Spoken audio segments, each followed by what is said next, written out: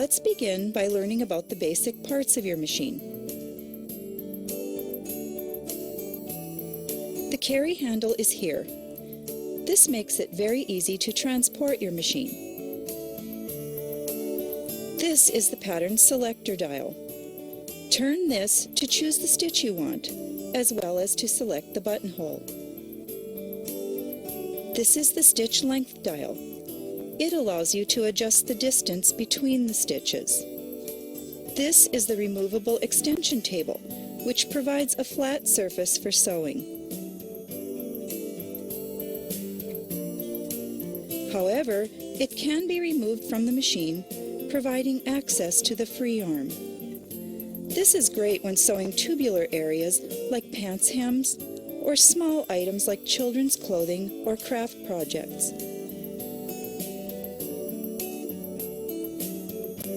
The extension table provides storage for your machine's accessories.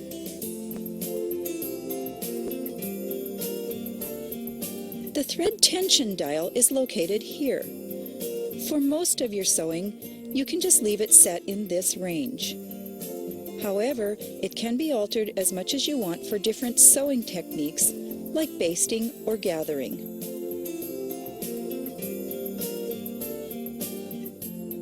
At the back of the machine is your presser foot lifter. Lift this to remove fabric from under the presser foot when finished sewing, or to place fabric under the foot to begin sewing. This is your foot controller.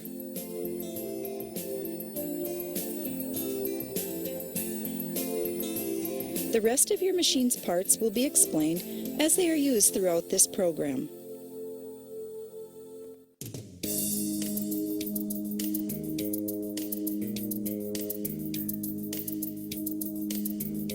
There are seam guide lines on the needle plate to help you guide the edge of your fabric depending on how much seam allowance you want. To begin sewing, place your fabric under the presser foot, then lower the presser foot. Step on the foot controller and sew a few stitches. Press down on the reverse lever located here at the front of the machine to sew a few reverse stitches. This will secure the seam to keep the stitches from coming undone.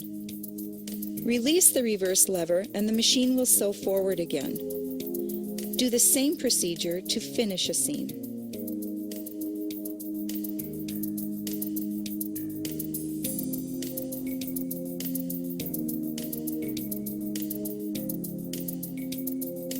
To remove your sewing from the machine, turn the hand wheel toward you until the take-up lever is in its highest position.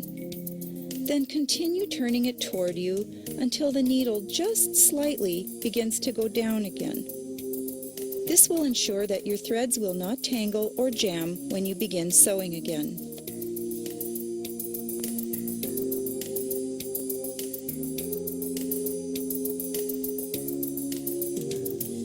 Raise the presser foot and then remove your work from the machine.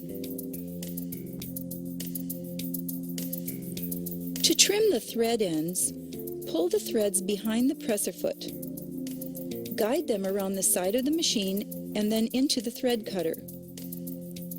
By using the thread cutter, the thread tails will be trimmed long enough so that the machine doesn't come unthreaded when you start to sew again.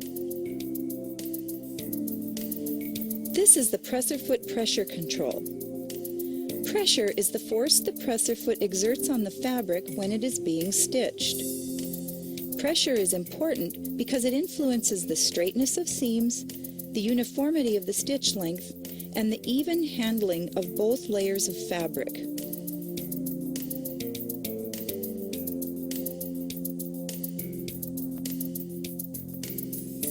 The presser foot pressure of the machine has been preset and doesn't require any special readjusting for most fabrics.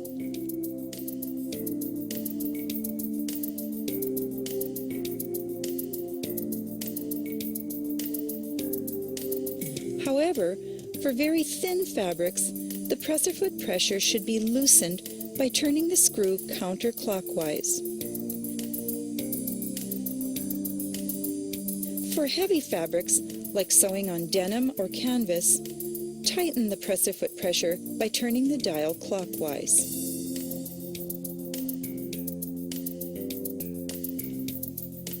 Your machine has a variety of basic sewing stitches from which to choose. This is the pattern selector dial. It can be turned either toward the left or to the right to select a stitch. Always be sure that your needle is in the highest position when turning the pattern selector dial.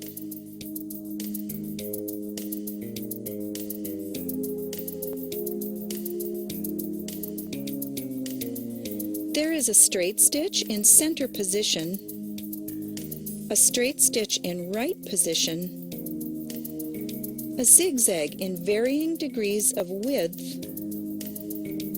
a multiple stitch zigzag, a stretch blind hem, a regular blind hem, and 2 decorative stitches.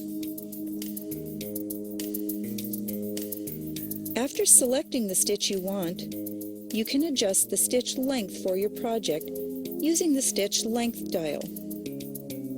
The stitch length dial makes your stitches sew closer together or further apart.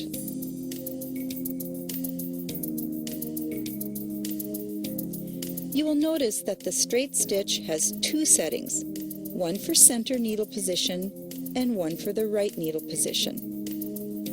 You can use either one for your regular sewing. For most of your sewing, you can use the center needle position.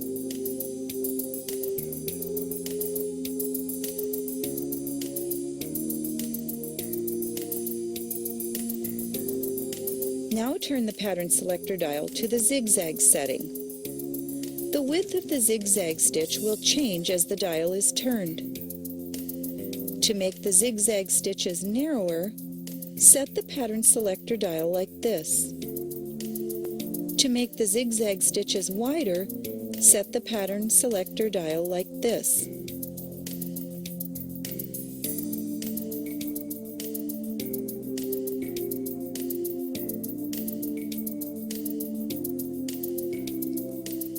There are 2 styles of blind hem stitch. One is for stretch fabrics and the other is for woven fabrics. Generally, the stitch length should be set for a longer stitch setting.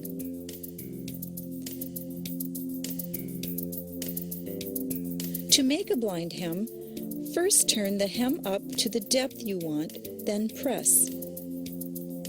Finish the raw edge of the fabric with a zigzag stitch or trim with pinking shears.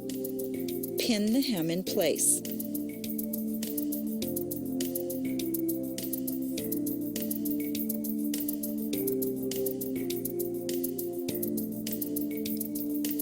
Fold the fabric back like this so that it is against the right side of the fabric, with the top edge of the hem extending about 1/4 inch to the right side of the folded fabric.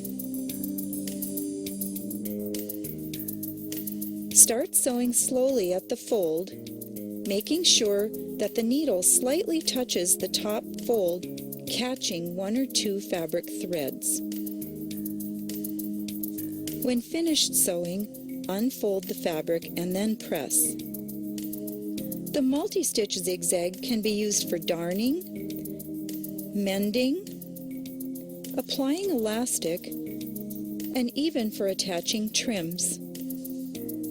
For elastic insertion, place the elastic through the hole of the presser foot, extending it out toward the back. Place the fabric under the foot. Lower the presser foot. Begin sewing, stretching the elastic as you sew.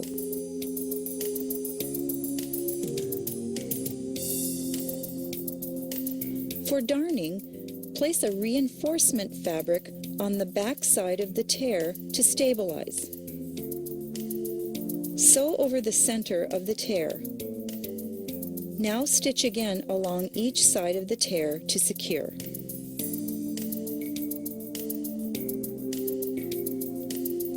For mending, place a patch in position over the hole in the fabric.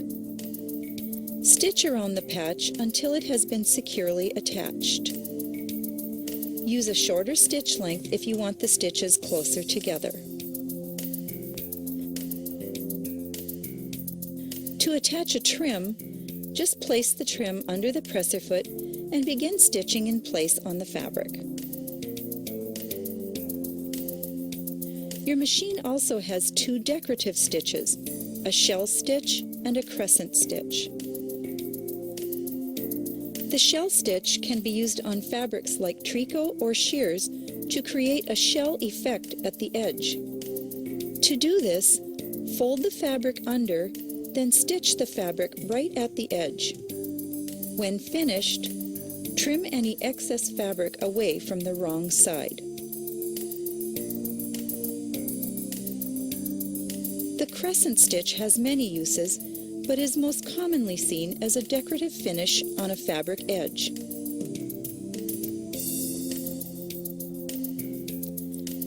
Place a fabric stabilizer under the edge of the fabric.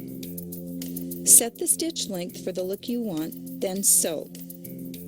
When finished, remove the stabilizer according to the manufacturer's instructions, then use a fine point scissor to trim away excess fabric.